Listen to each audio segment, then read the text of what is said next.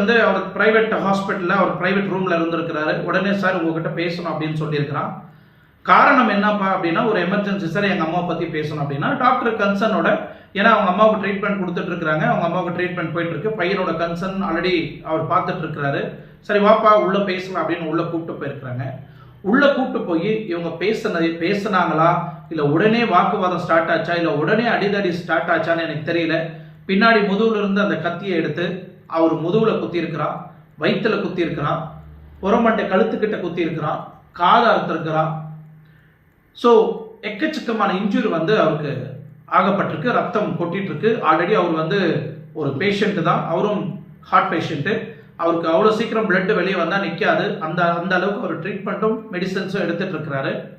இந்த கொலை ஏன் பண்ண, அட்டெம்ப்ட் கொலை பண்ணுறதுக்கு காரணம் என்ன, எதுக்கு கத்தியால் குத்தணும், இதை நம்ம பின்னோக்கி பார்க்கணும். நீங்கள் பின்னோக்கி பார்த்தீங்கன்னா